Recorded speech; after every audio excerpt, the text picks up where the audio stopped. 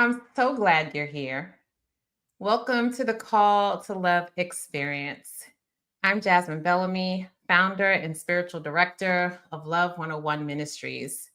This experience is an invitation, a call to join our spiritual community and engage in this contemplative collective practice. Together, we examine the theology of love and cultivate its practice in our lives. Our focus is transformation, becoming a community of practice. In each episode, we offer practices to help us grow in love together.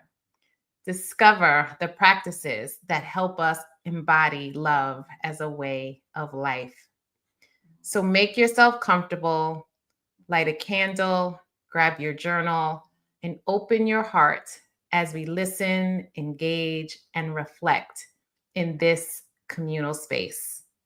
Thank you for being here. Tonight's practice feels like a homecoming, an opportunity to deepen past conversations.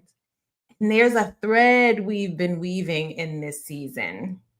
If you participated in last month's practice, you may remember Reverend Yin Vong joined us to explore the contemplative roots of the Enneagram, a practice that many say find its lineage in the desert mothers and fathers.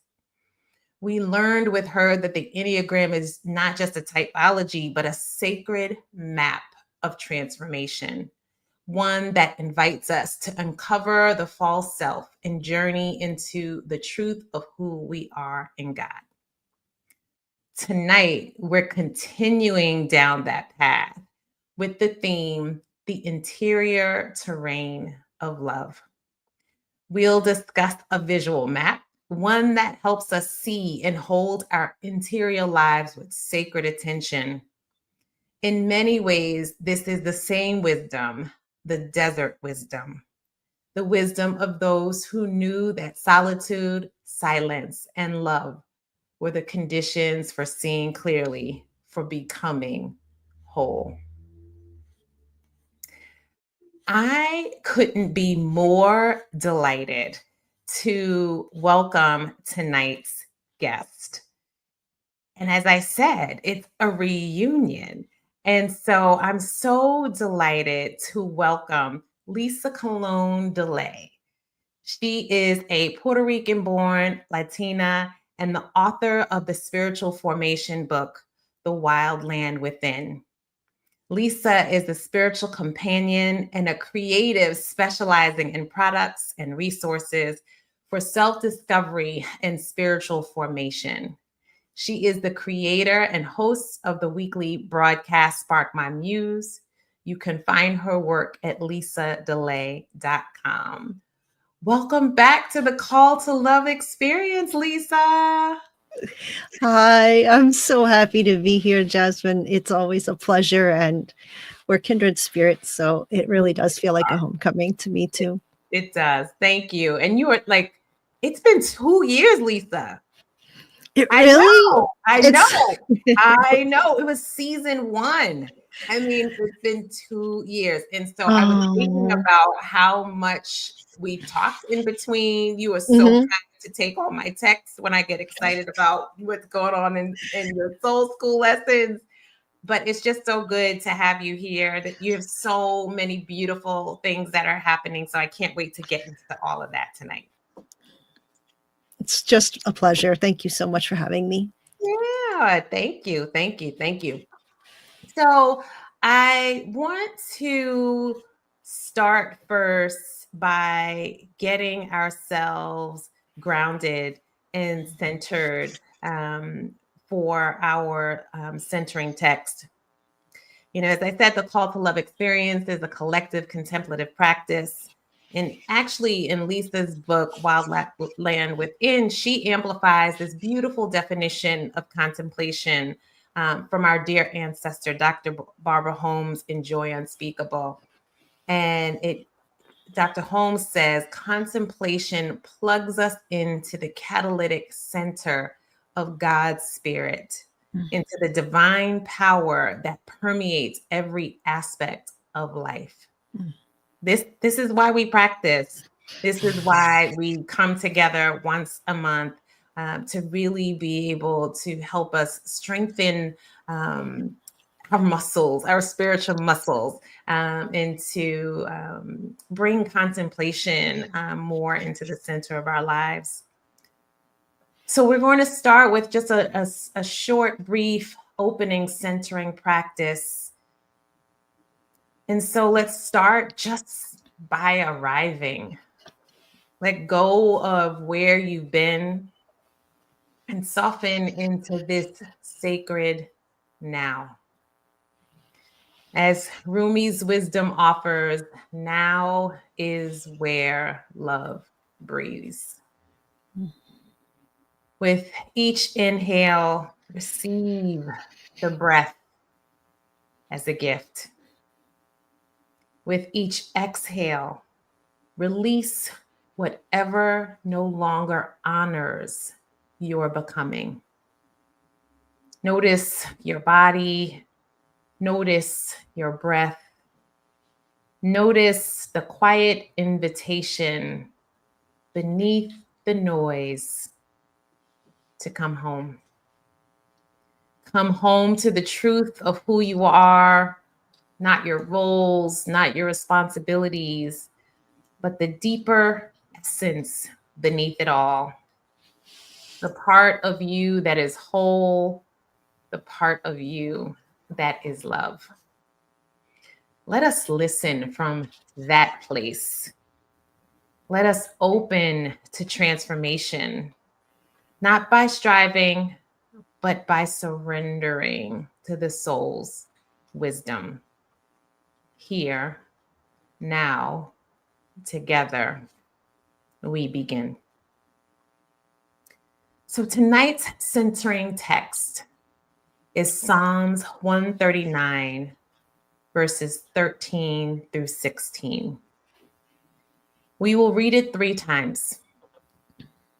During this first reading, notice if there is a word or a phrase, an image, or even a feeling that arises for you.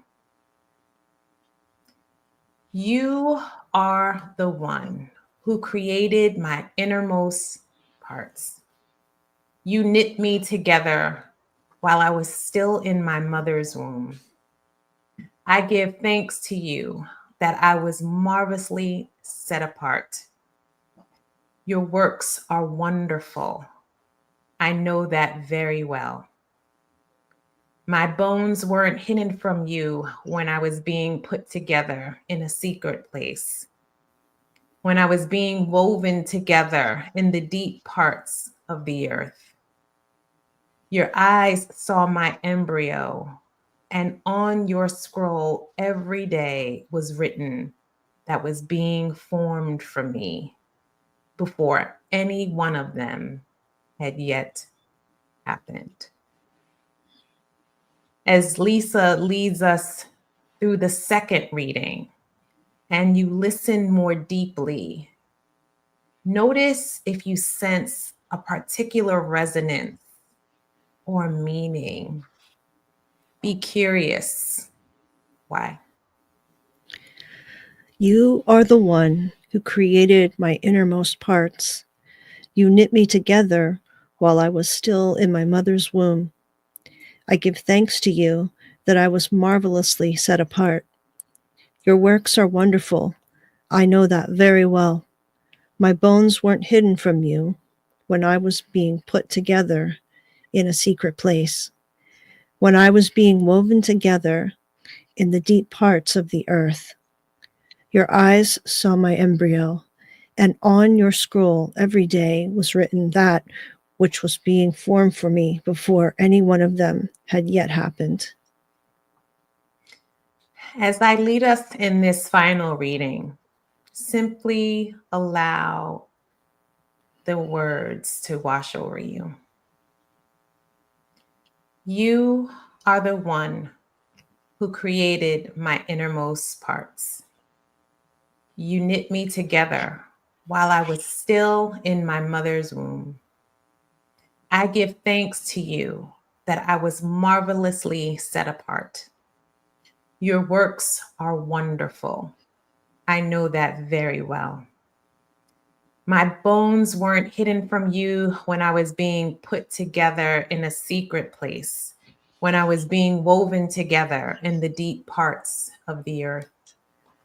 Your eyes saw my embryo, and on your scroll, every day was written that was being formed for me before any of them had yet happened. Dearest love, be with us as we return to the wild terrain within, to the places of quiet longing, of shadow and light, of listening and loving. May this be a space of clarity and compassion. May the wisdom of the desert dwellers rise among us and guide us inward to you.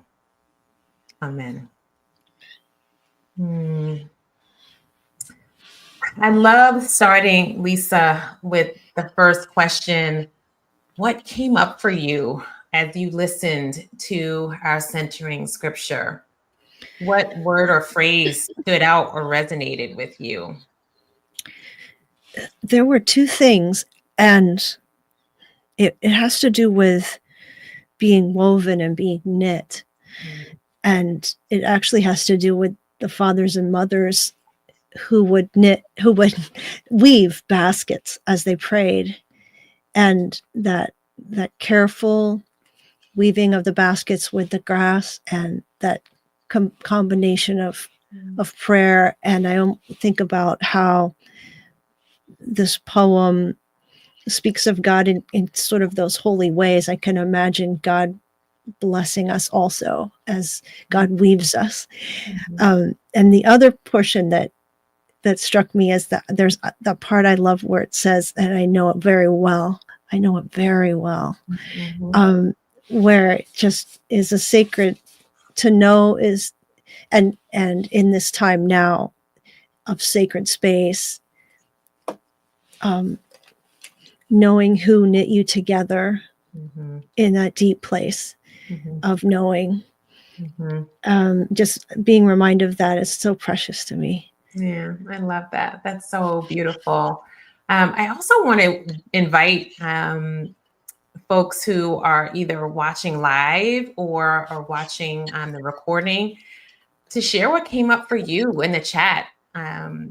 Just, this is a communal practice. It's our sacred space that we are co-creating together. So I encourage you to drop your word or phrase, what stood out to you as we sit in this conversation together as well.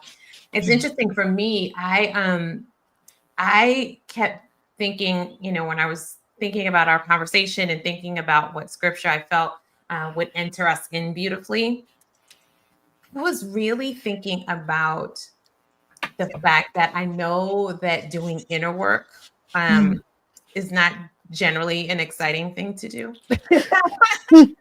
Unless you're me, because I love all that stuff. I love going into the deep, dark places. But not everybody does. I get it. And there are so many things we'd rather avoid. I get that too. And so it was just something so comforting to me that it says, you are the one who created my innermost parts. Like there's something, there's something in that just felt like, and I think it connects with what you were saying, Lisa, about I know that very well. Like there's something in it that is saying that this inner life of mine, that we're going to talk about the terrain of it, that God is not surprised by it. Yes. God is not repelled by it. God knows it. It's all good. And so, we try to, hide it and make everything look all perfect and what have you. This text to me just blows all of that out of the water. And it feels inviting. that we have this grace, this knowing already that we can go in to look inward without fear. And that's what I've really been thinking about, Yes. and why, I mean, I honestly, I was so close to choosing the road to Emmaus because Mm. it's Eastertide, and that is such a spiritual, like such a beautiful spiritual walking, Yes. But this to me felt like, this feels like God is really clear and aware of all the things that we might feel icky about, and they're Mm. welcomed. And so I just thought that was a way to kind of begin this conversation. I would love to piggyback off of that, because those parts of us that I don't know anybody who doesn't think of it this way, unless I just haven't met a kind of person like this, that, like you're saying, those parts that maybe we're ashamed of, maybe we feel insecure about, maybe we've been bullied about or tormented about, or something that we feel it is actually this attachment to shame. But that verse there's no shame in that verse. God knows it all. God knit us through and through, and um, there's no shame needed. It's I was just speaking to someone about this before, and actually to my son, who has intellectual disabilities, and he had made a mistake at work. And I said, and he goes, I'm feeling really guilty about this mistake. It's actually quite minor. But I said to him, it's good to feel guilty, because that means you'll fix your mistake. But you don't have to feel like you are a mistake. That's right. You made a mistake, and that's fine. And we all do that. But you are not a mistake. Right. You know, you are not, there's nothing shameful about you. That's right. But sometimes you have to be responsible and fix the thing you messed up, and that's not a big deal. Right. Recovery and repair. Absolutely. Right. And we can look inside and also say, I'm not a mistake. There is no shame in me, because I'm fearfully, wonderfully made. I'm knit by God. That's right. That's right. Oh, that's so beautiful. Thank you for amplifying and adding that. Yeah, I'm still sitting here saying, I can't believe it's been 2 years since we were together to discuss The Inner Life of Love and your first book, The Wild Land Within, Cultivating Wholeness Through Spiritual Practice. Mm-hmm. And as I revisited the book, and it's so funny, you can look in here, you can see all of these highlighted handwriting notes, pages folded over. As I revisited the book, I thought it would be helpful to ground tonight's conversation in the 5 reflective questions that you offer in the book. Mm-hmm. And I thought that they could be a launching pad for our own, beautiful self-exploration. And so before we jump into our conversation, I just want to share the questions. I modified them a little bit for our audience. But the first question is, do I begin with my heart and mind prepared for transformation, awakening, and obedience? The second question, what do I hope to gain? The third, what problems, frustrations, or blocks am I experiencing? The fourth question, where am I not sensing God's presence in my life? And the last question, what apprehensions or fears do I have that I'm noticing? And so I want to start first by asking you, Lisa, what stirred you to include these questions in the book? Well, these are directly taken from the Quaker Queries, and this has to do with the Society of Friends, also known as the Quakers, and Parker Palmer is my homeboy. I have a terrible crush on him in a kind of spiritual father way. He highly recommended my book. That's But right. it was love quite a bit before that. Um, but he talks about in quite a few of his books about how Quakers decide things by consensus, and it's a nonviolent practice. So they don't like impose things on their community. It's decided together, and that can take a while. And nonviolence means you're invited. You are not told you must, or you're going to do it our way, or we're the bosses of you. It's nonviolence. And the queries help everyone get prepared for being in consensus together nonviolently and coming to agreements and coming to clarity. And some people need a what they call a clearing committee to come to a decision and have discernment when they do that. So prior to that, you have to do your homework. You have to dig deeper a bit, and you have to really kind of do a little self-inquiry to make sure you're prepared, and there aren't going to be blocks, or maybe ego, or maybe shame, or or what are you expecting, that maybe you're expecting too much, or maybe you're expecting too little. And just to kind of, it clears the air. And everybody kind of does that first, and then they can come in much better off, much better prepared to be together. But it's especially good before you begin. Like, I've done this before retreats or workshops and times together, of course, before a book where you're hoping to be changed, or maybe before an event like now. And it's always good to sort of set the scene. Yeah. Yeah. Yeah. I love them. I thought they were such beautiful questions, and such I didn't want to leave them in the book. I'm like, let me bring them on over. We can start our day today reflecting the same kind of way. They're fantastic journal prompts for sure. So, folks can absolutely take them away with them. But I thought I just love that you included them in the book. I also revisited our first conversation from season 1. And I was, there were a few themes that came up. We talked about triggers and blind spots and shadows. And we also talked about that they're a part of us. And they help us know ourselves. And it's about integration. And I've actually been reading Rollo May's Love and Will, and the word he uses often is like the confronting of them.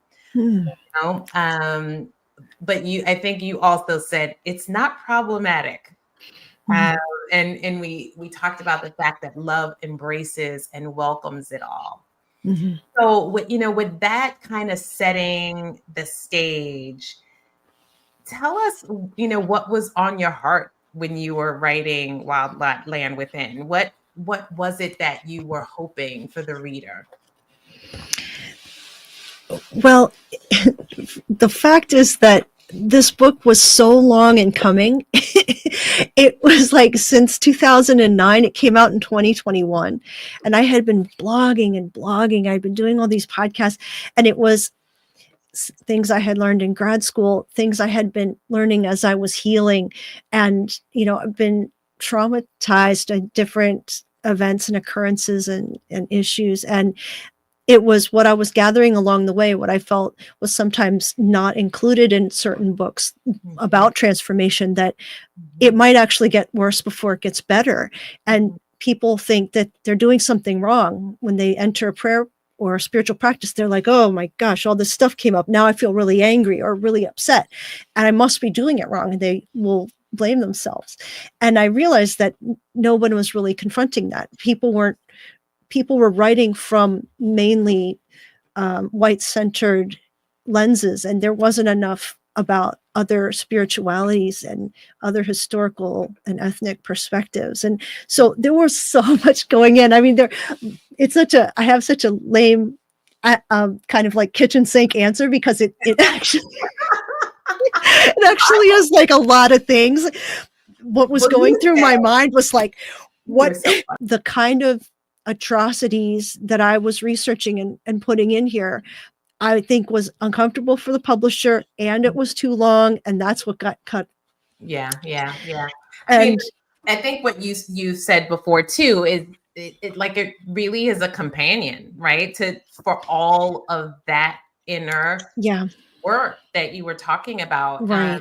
And I think that's such a gift to have um, a book to journey along with Mhm, you as you are looking to do that inner work mhm. for yourself. Right. That's exactly, it's a companion. And I was also hoping, and I say in the book, please get someone else to do this with you. Mhm. Um, they don't have to be an expert. They can just be a friend. But like, I think it's better to journey these places with others and not just go solo. Like you wouldn't go on a camping trip alone in the woods by yourself if you've never been there before either. Yeah. So don't do it in your unseen inner world where you don't know exactly what's in there, and you can freak yourself out.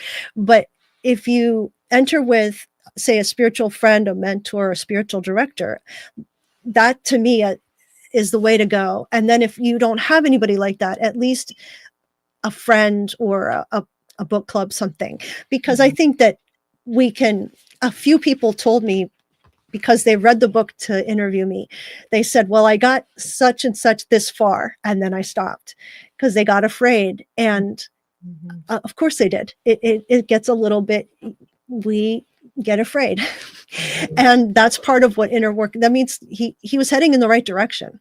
It Mhm. just was too hard to do by himself. But Yeah. that's okay. I said, well, when you're ready, you'll go back. And several people have said to me, it wasn't the right book at the right time, or I got Mhm. so far. And then, because this is actually kind of a harder book to read. And Mhm. so I was asked to do this in my church, and Mhm. I turned them down. I said, a lot of people are not ready for this. And it doesn't mean it's like, oh, it's just so hard. You just read for whatever you can, get out of it, get whatever out of it you can. But I didn't want it to be overwhelming. I wanted people to come to it when they're ready, not like, oh, there's a Sunday school. Now we all have to come because Yeah. Lisa wrote this book, and now we have to support her. And I Yeah. didn't want people to feel this Yeah. pressure if they weren't Yeah. ready. But Yeah. right. So yeah. Yeah, the readiness is so true, and also the courage. And I have this quote that I love that I found from you that says, "Have the courage, O my soul, to receive yourself, to welcome your becoming, the making and unmaking of many disparate machinations, tripwires, and unusable fail safes." Mm, Find your own embrace in the sense of your wisdom, the rich compensation you've gained in the suffering, in in falling and rising up again. And I just thought that is what it is. It's the courage to do that work and not mhm, um, ev- to your point. It's something that we are invited to choose, mhm, and but I love the idea of not going it alone, mhm. and doing it in partnership with others. I think that's a really, really good recommendation. So thank you for that. And one more thing, Jasmine, Mhm. this came to me later than I wrote the book, so I couldn't put it in the book. But I also want to say, for when we lack the courage, and I've said this to myself, I had to learn this for myself, but then I was like, darn, I can't put it in the book. But we don't give ourselves the credit and for the courage that we've already suffered through a lot of stuff already. And we don't give ourselves the credit for having not just sometimes not just survived, but thrived. And Yeah, we hit these walls, or these new problems and these new griefs, or old griefs again, and mhm. we think, I don't know if I can do it. And we don't think, but look what I've been through. Look Yeah, what I've survived. Look what my ancestors have survived. yeah, I have to give myself credit for what I have done, yeah, which was not nothing. It was quite a bit, yeah, and take that. I have had victories, and I right. have to live that till into the next piece that involves courage with the same. Yeah, Yeah. you know what? I'm a veteran now. I'm not That's right. That's right. I'm That's right. 10 That's years right. old or 13 years old getting knocked over by some horrendous life circumstance. I'm here now with some of those under my belt, and Yeah, I like, in a way, like, comfort your younger self you know, Yeah. Oh, that's so powerful. That's so powerful. That's so powerful. So, I want to bring up, you mentioned in the book Evagrius. yes. And I know that the Desert Mothers and Fathers are your jam.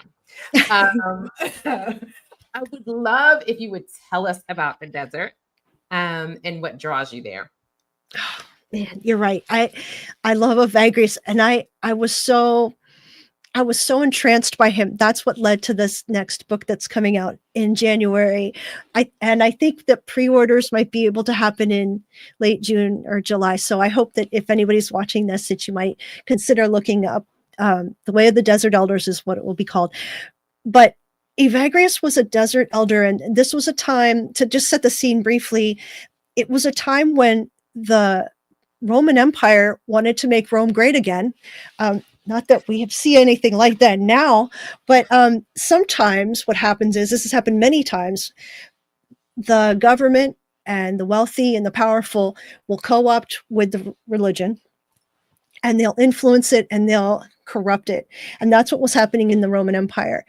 And all of a sudden, literally within a few decades, the Christians went from being slaughtered and persecuted in one of the worst events, where about I think it was 3,500 Egyptian Christians were killed in a fairly small area, to just a few years later, just several years later, edict came out that they couldn't be persecuted anymore for their religion.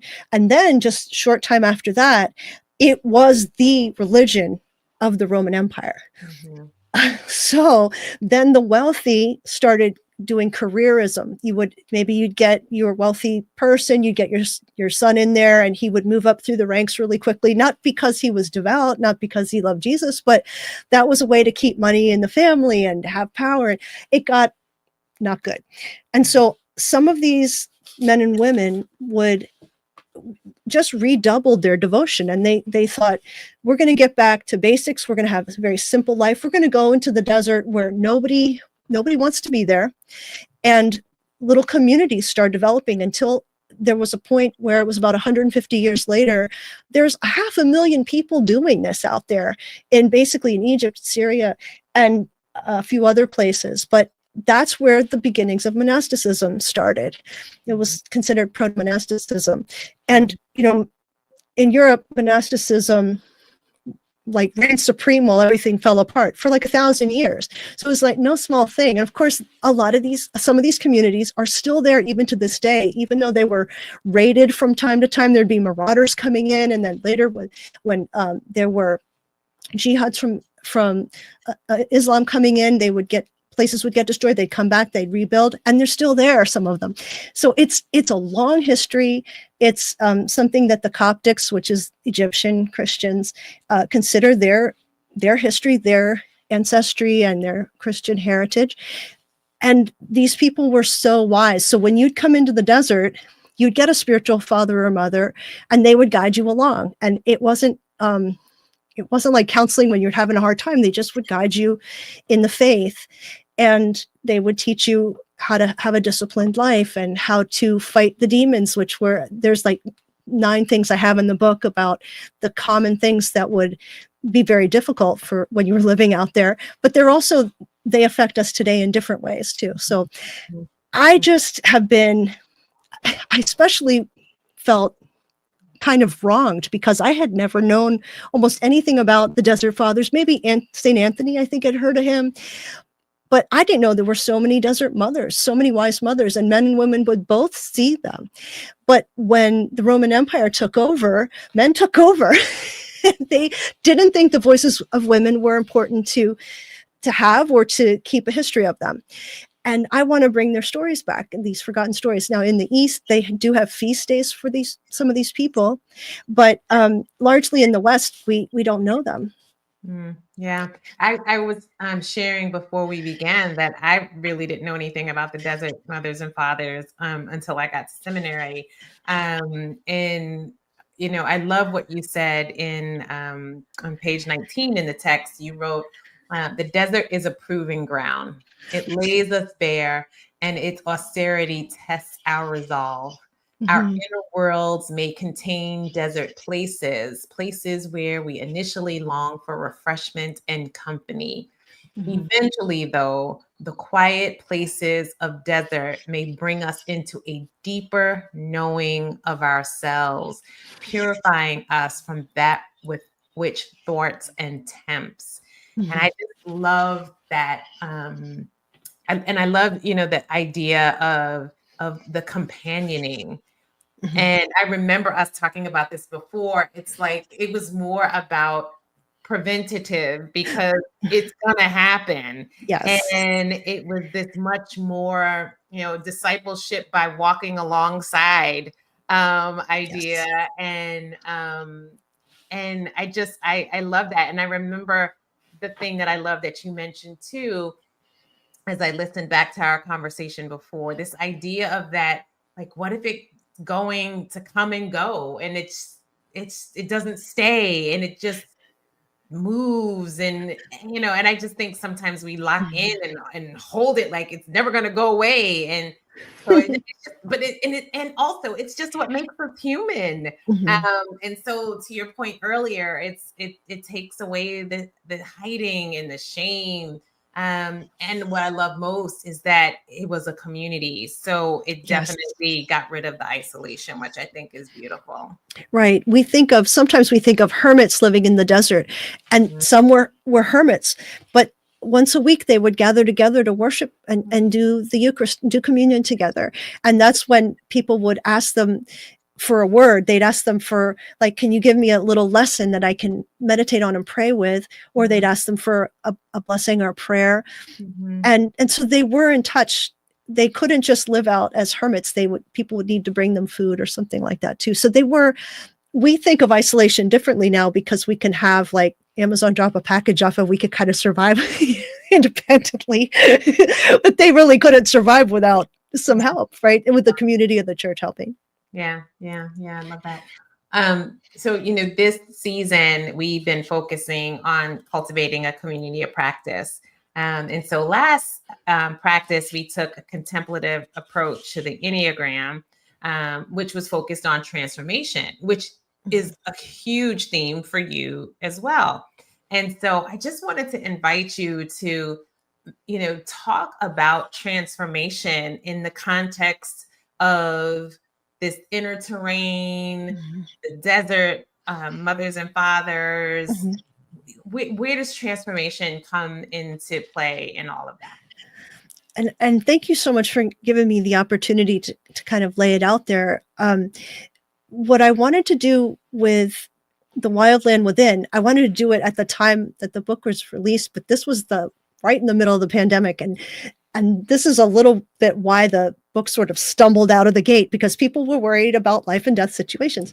Yeah. But what I've developed since then is a way to kind of not just ask the important questions about the inner life. And what I wind up doing in the book is talking about the inner life as a place that has climate based on our experiences in life, and a place that has weather patterns, which are our moods and our attitudes and the temptations we struggle with, that don't, we think of them as plaguing us all the time, but they actually move in and out of our inner world like weather, and you can kind of count on things changing in that way. And so I was able to develop recently is this inner terrain discovery tool, you can call it. And I have given the link out and a promo code to get a little discount on this too. But I have an example of the way you can kind of interact with a bunch of questions in this discovery tool to actually create something visual that you can see that sort of represents your inner life. I'm very visual, so this is kind of perfect for somebody like me. Now, there's some people who are very word centered, and the book itself would probably be enough. But when I did mine, this was, I don't know how well you can see this, but Mhm. this kind of represents my inner life. Oh, Mhm. it's like doing the blurry thing. But Yeah. as you can tell, there's kind of, oh goodness, I'll have to actually describe it then. But Yeah. there's there's cliffs, there's beach, areas. And then there's a series of like keys of islands. And some of these represent some of my relationships, and some of them represent places of isolation. And as I answered the questions, they kind of feed into what I can, I use some AI tools and some map making tools in a whole little tool system I put together. And I come out with a map or some sort of pictorial representation of all the things that have been entered into this survey, essentially. And so, for me, there are places that are like the darker, more obscured areas that are hidden in shadow. And those are more difficult experiences. Those are parts of my inner world that are less known to me. And then there's parts of refreshment, and there's, so it's kind of a way I can also reflect on, and this can change, the typography of a place can change, and it's not the entire view of my world either. It can shift. I can look in a different direction and see some other things too. So what I was just doing here was trying to take all of the lessons of the book and all of the principles and kind of framework of the book, and then make it into a tool that somebody could kind of interact with and ask themselves a bunch of questions reflectively to get a visual tool at the end.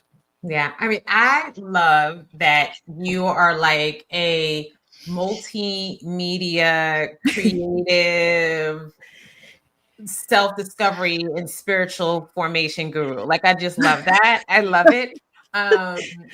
I mean, I love the visual tools. I actually answered the 5 questions on your website. And so the answer that I got is that I am the willing seeker, that have been going into spiritual maturity and are ready for a desert guide and more connection to learn and go deeper still. You're stirred, the whole nudging you deeper, asking for more intention, more surrender, more wonder. You're not just curious, you're ready. I was like, yes. Sounds good. Sounds right to me. Yeah. That's me.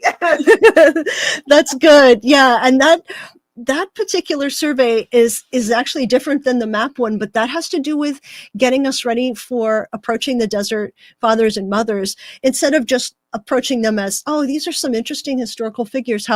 How fascinating. This is more like, would you like to actually learn from them? And you can get different scores when you take that survey on my website. You can get the score of like, it's a little, here's something that might help you, that you're not as excited about it in those ways. But the neat thing about what I hope to do soon, actually even before the book about the elders is released, is I'm trying to do an immersive game adventure experience that is sort of like a choose your own adventure. I'm hoping that comes out in June or July. And part of what that survey is to see if you come along in this journey on this immersive experience, you get to pick a desert elder to learn from. And you get to hear their wisdom about something that you want to hear it about, and also learn more about the different areas and the practices and a whole bunch of other things. But you can it'll be in the first person perspective. So you can look up to the sky and look around to the different dunes and walk through the different areas. Like it's usually in the delta of the Nile. And so you might see areas of reeds and grasses and wadis where there's plants growing and things like that. So I'm hoping I like to have different approaches to learning that involve a lot more of the senses. Yeah. And of course, if I had it my way, it would be like, not just one day, maybe virtual reality, maybe one day smells and sounds and everything else. So we'll see where that goes. I don't know. I had a lot of help. I've had help with AI trying to get a fully rounded experience for it. So it's slow but sure.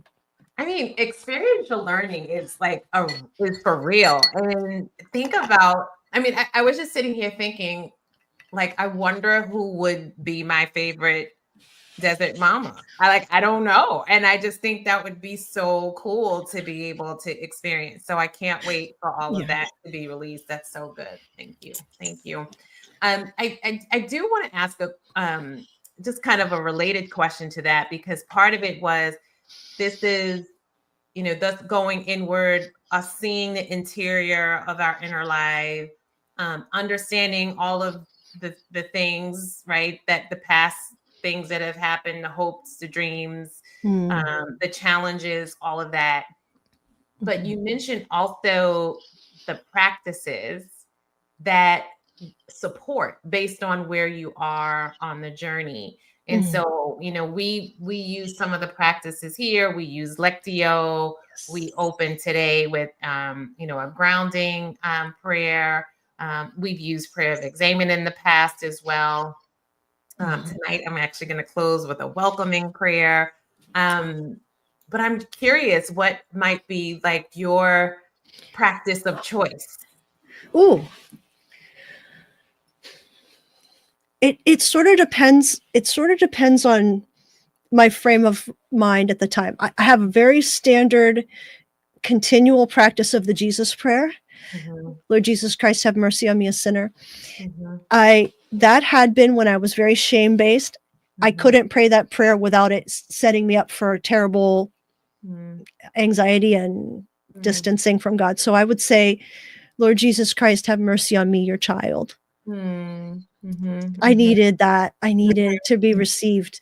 And then, mhm, and now a lot of my practices have to do with being out in the touching grass, touching yeah, ground, and mhm, being in the natural world, because I'm too in my head and I have to be more mhm. doing more embodied practices. And I think I was just speaking with Cindy S. Lee, and you of Ah, course know her well, and she is oh, she's my heart. And so she talks about doing Tai Chi, mhm, and I was thinking that's exactly the direction I hope many more of us go into, mhm, embodied, not just praying and staying in our heads, but she said mhm, a lot of times in Eastern Christianity or Eastern religions, you will pray with your eyes open because you don't want to lose contact with the mhm, world, the seen world. And I thought that's pretty brilliant. We got to mhm, get out of our mhm, thinking mhm, monkey brains too, that mhm, kind of chatter to us all the time. We're not able to actually get into our body where we might feel less anxiety because we feel like we're touching the earth, not just yeah, hanging on to problems. yeah, And so those are the embodied practices, are ones I'm going to more often, and um, feeling human again, in a sense, instead of just in my head. mhm, mhm, mhm, And mhm, other all the ones that you mentioned are ones that the contemplative ones are ones that were practiced. mhm, Also holding vigil, I'm going to have a lot of these practices in the new book, but waiting or holding vigil, and mhm, holy tears. And mhm, that's not something you could just go holy tears, but it mhm, is this idea of this gratitude and compunction or remorse. It's these kind of smashing together of these two things in gratitude and joy and the relief of being forgiven. mhm, And it can produce tears.